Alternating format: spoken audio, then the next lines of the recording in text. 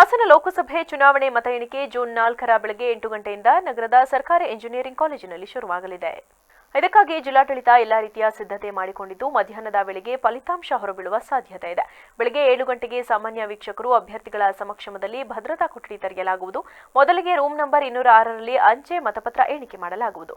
ಇದಕ್ಕಾಗಿ 14 ಟೇಬಲ್ ಅಳವಡಿಸಲಾಗಿದೆ ಎಂದು ಜಿಲ್ಲಾ ಚುನಾವಣಾಧಿಕಾರಿಯೂ ಆಗಿರುವ ಜಿಲ್ಲಾಧಿಕಾರಿ ಸಿ ಸತ್ಯಭಾಮ ತಿಳಿಸಿದ್ದಾರೆ. ಹಾಸನ ಲೋಕಸಭಾ ಕ್ಷೇತ್ರದ 8 ವಿಧಾನಸಭಾ ಕ್ಷೇತ್ರದ ಪ್ರತಿ ವಿಧಾನಸಭಾ ಕ್ಷೇತ್ರಕ್ಕೆ ತಲಾ 14 ಸೇರಿ 112 + 14 126 ಟೇಬಲ್ ಹಾಕಲಾಗಿದೆ.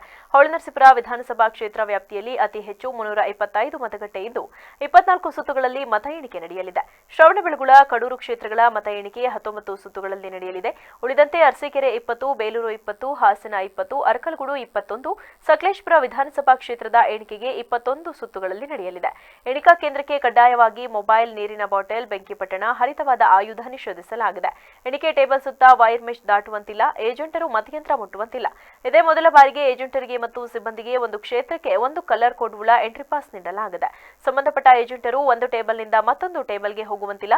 ಅದು ಕಂಡು ಬಂದರೆ ಕಠಿಣ ಕ್ರಮ ಕೈಗೊಳ್ಳಲಾಗುವುದು ಎಂದು ಡಿಸಿ ಎಚ್ಚರಿಕೆ ನೀಡಿದ್ದಾರೆ.